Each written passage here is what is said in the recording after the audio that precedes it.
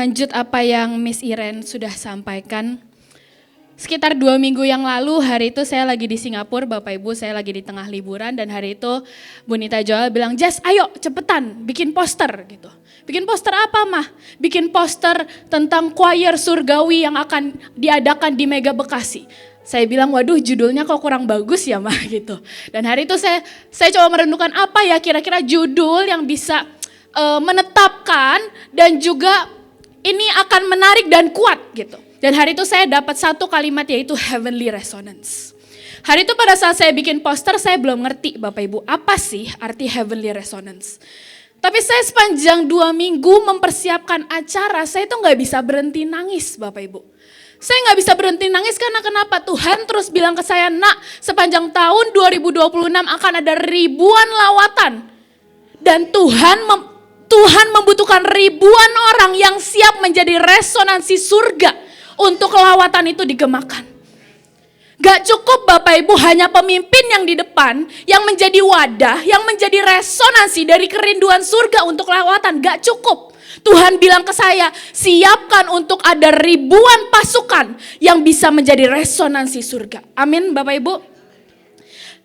Dan pada saat saya mempersiapkan, saya pelajari lebih lagi arti kata resonansi ternyata keren banget.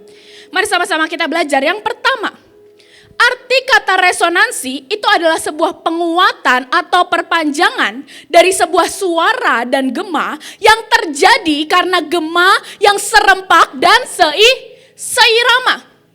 Pada saat kemarin kita lihat 17 Januari di MBH di Mall Mega Bekasi, Mega Beth.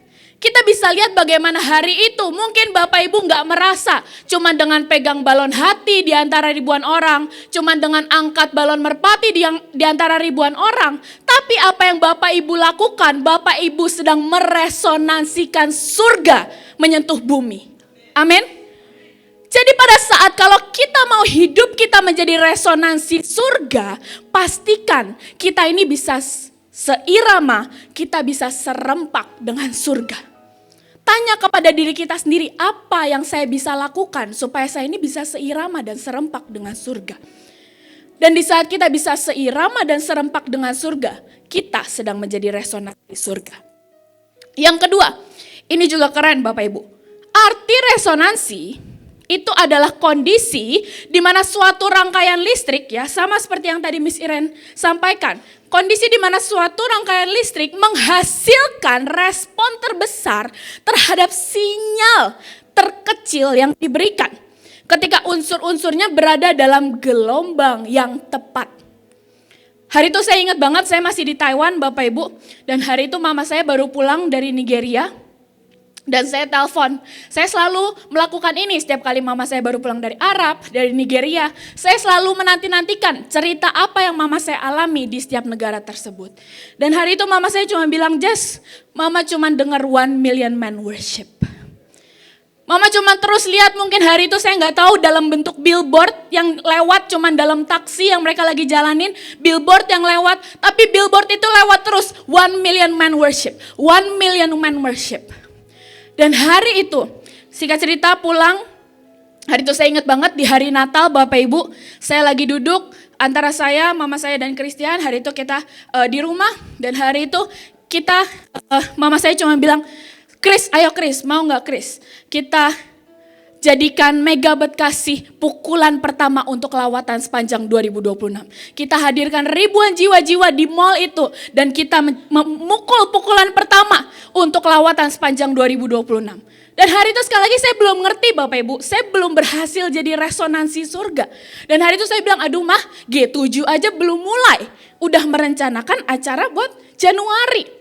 Tapi hari ini saya bisa ngelihat bagaimana hari itu seorang Bu Nita Joel cuma menangkap sinyal terkecil dari billboard. Tapi hari itu pemimpin-pemimpin yang lain menangkap sinyal terkecil dari Tuhan. Dan berhasil meresonansikan menjadi pukulan 5.000 orang bersatu hati. Meresonansikan lawatan di awal tahun 2026. Berapa Bu? Oh ya maaf Bu, 7.500. Cuman dari apa? Menangkap sinyal terkecil yang Tuhan sampaikan.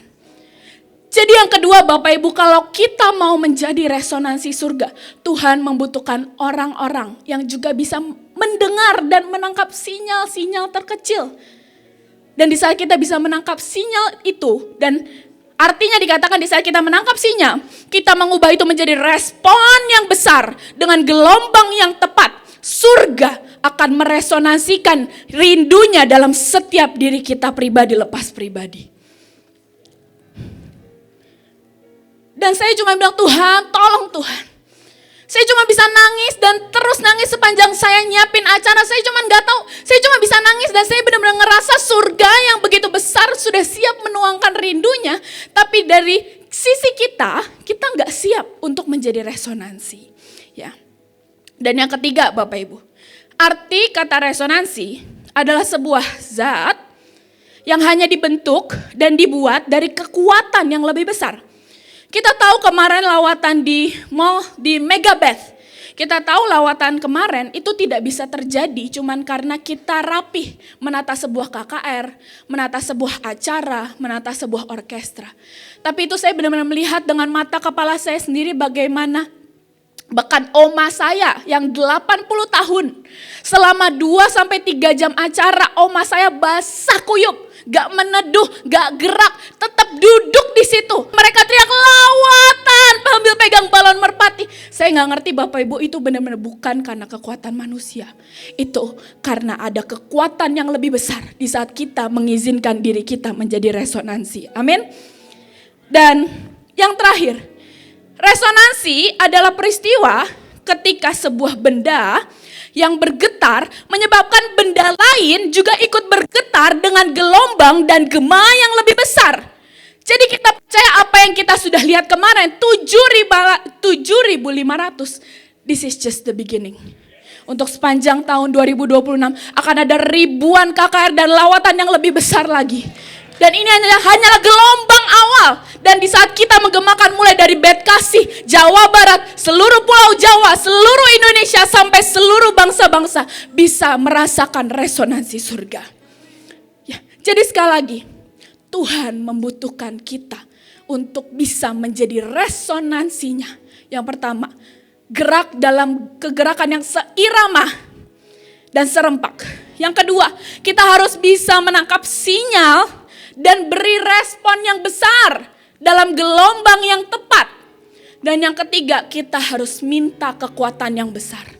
Dan di saat kita bisa siap menjadi resonansi, kita akan lihat satu dunia meneriakan lawatan dan Roh Kudus. Amin. Nah, ya. Yang pertama, kita baca sama-sama dari firman Yohanes 17 ayat 20 sampai 23. Ini adalah kunci yang pertama kalau kita mau menjadi resonansi surga. Yuk. Dari Yohanes 17 ayat 20 sampai 23 dikatakan seperti ini. Aku berdoa bukan hanya untuk mereka, tetapi juga untuk mereka yang akan percaya kepadaku. Karena mereka dan kesaksian mereka tentang aku. Tujuannya adalah supaya mereka semua menjadi satu hati dan satu pikiran. Sama seperti engkau Bapa ada di dalam aku dan aku di dalam engkau. Supaya mereka menjadi satu hati dan satu pikiran dengan kita, dengan surga. Dengan demikian dunia dapat percaya, dunia dapat melihat bahwa engkau sungguh-sungguh telah mengutus aku. Kemuliaan yang sama yang kau berikan kepadaku telah aku berikan kepada mereka. Supaya mereka menjadi sehati dan sepenyatuan seperti kita. Aku di dalam mereka dan engkau di dalam aku. Dengan demikian mereka menjadi dewasa dalam kesatuan ini. Dan memberi dikatakan the godless world. Dunia yang tidak mengenal Allah bukti bahwa engkau telah mengutus aku dan mengasihi dengan cara yang sama. Sama seperti engkau telah mengasihi Yesus. Jadi kunci yang pertama. Di saat kita bisa menyatukan diri kita dengan kerinduan surga. The godless world, dunia yang tidak mengenal Allah akan melihat Allah yang hidup melewati hidup kita. Kuncinya cuma satu, rindu Tuhan untuk tahun ini kuncinya. Untuk kita bisa menjadi resonansi surga, kita harus bisa menjadi orang-orang yang menyamakan gelombang kita dengan gelombang surga. Di saat kita bisa menyatu, di saat kita bisa menyamakan rindu kita, the godless world, dunia yang tidak mengenal Allah akan melihat perbuatan yang ajaib. Ya.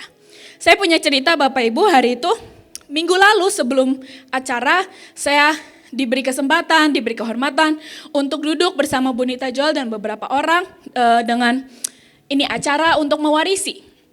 Dan hari itu salah satu pertanyaan saya, hari itu dibuka, ada yang mau tanyakan gak? Dan hari itu salah satu pertanyaan saya tanya, Mah, gimana caranya, apa kunci untuk kita ini bisa menjadi pewaris-pewaris? Dan hari itu Bu Nita bilang seperti ini, Jess, Mama ini bukan orang yang paling hebat dalam kerja dan lain sebagainya. Tapi Mama selalu memastikan diri Mama menyamakan gelombang Mama dengan pemimpin dan dengan Tuhan. Dan hari itu Mama saya kasih contoh satu cerita Bapak Ibu. Dan buat saya ini ceritanya cukup unik. Boleh ditunjukin fotonya? Next. Nah ini taman di rumah Mama saya ya.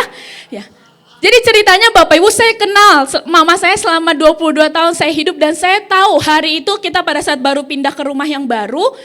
Tadinya taman depan tuh penuh taman. Bagaikan hutan gitu ya. Tapi hari itu saya tahu Mama saya ini gak suka banget jorok. Dan hari itu seluruh taman itu ditutup sama keramik. Makanya jadilah lahan yang penuh dengan keramik.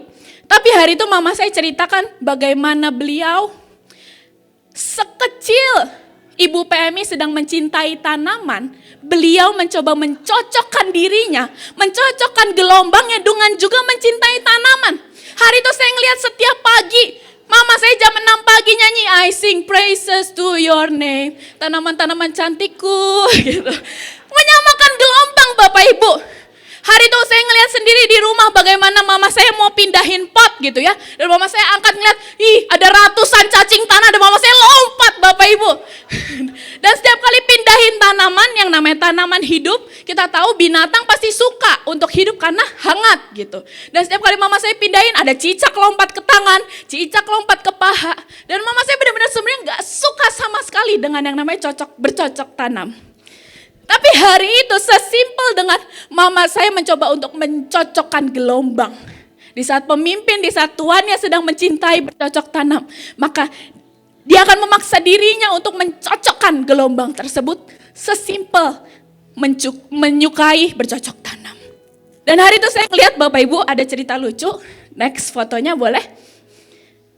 Nah nih bunga ini. Hari itu singkat cerita Mama saya sudah berhasil belajar beli bunga, semuanya udah berhasil tumbuh di rumah. Dan hari itu ada singkat cerita, Ibu In, Ibu Pemi meminta salah satu bunga untuk ditaruh di rumah.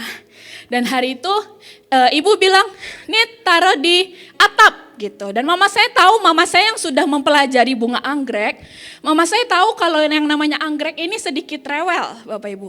Kalau kena kebanyakan sinar matahari ngambek, kalau kenanya kesedikitan juga ngambek.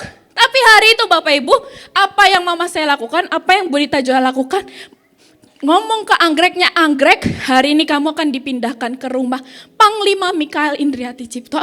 Kamu harus nurut, kamu harus jadi kuat, kamu gak boleh lemas, kamu gak boleh ngambekan, dan kamu harus menyocokkan gelombang dengan rumah Panglima. Bayangin Bapak Ibu, sesimpel tanaman anggrek aja bisa menyocokkan gelombang. Dan hari ini bunganya masih ya Bu, masih berbunga Bapak Ibu, sesimpel bunganya mencocokkan gelombang. Kalau hari ini kita nggak bisa mencocokkan gelombang, kita kalah sama bunga anggrek Bapak Ibu. Jadi yang pertama kalau kita mau siap jadi resonansi surga, kita harus bisa menyocokkan gelombang. Gelombang Tuhan lagi di mana, gelombang surga lagi di mana, pastikan diri kita selalu cocokkan diri kita. Dan di saat kita bisa menyocokkan gelombang kita kepada gelombang surga, resonansi itu akan terjadi. Nah, katakan let him cook. Ayatnya menurut saya keren Bapak Ibu. Dari Yesaya 55 ayat 8 sampai 9. Boleh kita sama-sama bacakan? 3, 2, 1. Aku tidak berpikir, kamu berpikir. Cara kamu bekerja bukanlah cara aku bekerja. Demikianlah ketetapan Tuhan. Seperti langit menjulang tinggi di atas bumi, demikianlah cara aku bekerja melampaui cara kamu bekerja. bekerja dan cara aku berpikir melampaui cara kamu berpikir. Di saat kemarin saya pulang, saya nanya lagi ke Bunita Joel, saya bilang, "Mah, gimana tadi hujan?" Dan mama saya cuman menceritakan dengan hatinya dan saya bisa merasakan rindunya yang begitu besar. Mama saya cuma bilang, "Mama tahu surga merekayasa." Di saat iblis mencoba menggagalkan 7.500 orang meresonansi surga, hari itu surga merekayasa, dibangkitkan dan dilahirkannya 7.500 pasukan yang militan. Mungkin seringkali kita nggak ngerti dan yang kita lihat hari itu hanyalah hujan, badai, berantakan secara acara, kotor mallnya. Tapi firman Tuhan sudah berkata, caraku bekerja melampaui cara kamu bekerja. Caraku berpikir melampaui cara kamu berpikir. Mungkin kita nggak ngerti apa yang kita lihat, tapi Tuhan sudah berkata, biarkan aku yang merekayasa. Tujuanmu tahun ini hanyalah menyatu denganku. Dan di saat kita bisa menyatu, kita bisa menyamakan gelombang, Tuhan yang akan menyelesaikan semuanya. Next, dikatakan kalau kita mau menjadi resonansi surga, dari 2 Korintus 4 ayat yang ke-7 dikatakan seperti ini. Kita ini seperti bejana-bejana tanah liat yang biasa, yang membawa harta kemuliaan ini di dalamnya. Supaya kuasa yang tak terukur itu nyata sebagai milik Allah dan bukan milik kita. Walaupun kami mengalami segala macam tekanan, kami tidak akan dihancurkan. Pada waktu-waktu tertentu kami tidak tahu apa yang harus dilakukan, tetapi quitting is not an option.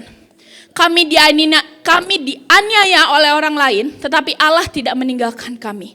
Kami mungkin dijatuhkan, tetapi tidak sampai binasa. Poin yang terakhir Bapak Ibu, kalau kita mau tahun ini, setiap kita pribadi lepas pribadi, kita mau siap menjadi resonansi surga. Kita harus tahu, kita harus siap menjadi bejana. Dan arti kata bejana itu fitted, dibentuk untuk menerima kasih karunia. Dan sekali lagi pada saat kemarin, boleh tunjukin foto yang tadi saya kirimkan, foto catatan. Ya, pada saat kemarin kelas mewarisi saya tanya, Mama ini kan bukan lahir dari keluarga yang seilahi Mama. Apa sih Ma yang membuat Mama sampai hari ini punya kehausan dan kelaparan kemanapun Mama pergi. Mama gak pernah peduli dengan kesibukan dan agenda, tapi Mama cuma punya satu kehausan untuk bisa menjadi bejana yang menyambut kerinduan Tuhan. Dan hari itu Mama saya cuma bilang satu, di saat Tuhan kita harus bisa, di saat Tuhan membuat rongga dalam hati kita. Ini catatan yang saya catat Bapak Ibu di saat kita lagi ngobrol. Di saat Tuhan sedang membuat rongga dalam hati kita, bisakah kita menggunakan rongga itu untuk meneriakan nama Yesus? Mungkin rongga dalam hati kita banyak bentuknya.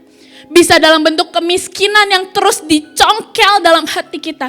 Bisa dalam bentuk keluarga kita yang mungkin sampai hari ini gak sempurna. Tapi hari itu Mama saya bilang, Jess, ribuan kali Tuhan membentuk rongga dalam hati Mama. Mama tahu itu bentuk rekayasa Tuhan. Supaya rindunya bisa masuk dalam hati Mama. Jadi hari ini Bapak Ibu, untuk kita bisa menjadi resonansi surga, bagaimana di saat Tuhan menggunakan pisaunya membuka rongga dalam hati kita dan kita bisa teriakkan, Yesus, biar rindumu menjadi rinduku. Jangan gunakan rongga itu untuk kita isi dengan kemarahan, dengan kepahitan. Tapi di saat Tuhan sedang mencongkel sebuah rongga, hari ini saya masih bergumul dengan kemarahan saya sama papa saya, maaf. Saya masih bergumul, tapi kalau saya mencoba untuk terus menggunakan rongga itu untuk mengasihani diri, kepentingan surga gak bisa terjadi Bapak Ibu. Tapi kalau saya bisa menggunakan rongga tersebut untuk teriak, Tuhan, ada ribuan anak di luar sana yang juga luka dengan papahnya. Aku memilih untuk membawa mereka di hadapan Tuhan sampai mereka bisa mengampuni dan pemulihan terjadi. Jadi sekali lagi kalau kita mau bisa menjadi resonansi surga, Tuhan membutuhkan di saat rongga itu dibentuk dalam hati kita.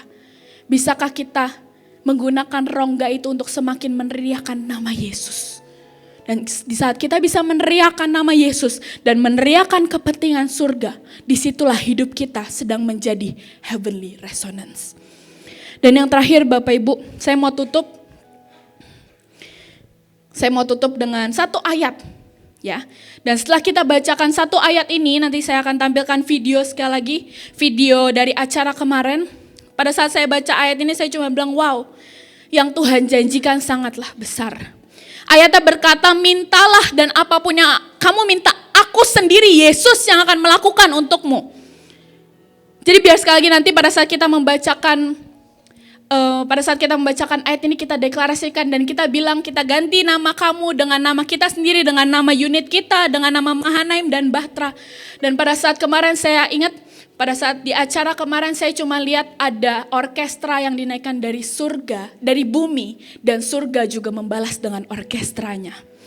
Jadi biar hari ini kita sekali lagi mau menutup, kita sekali lagi mau memeteraikan acara yang kemarin, dan kita bilang Tuhan, ayatnya berkata Bapak Ibu, ayatnya berkata mintalah kepadaku apa saja dalam namaku, dan akulah yang akan melakukan bagimu.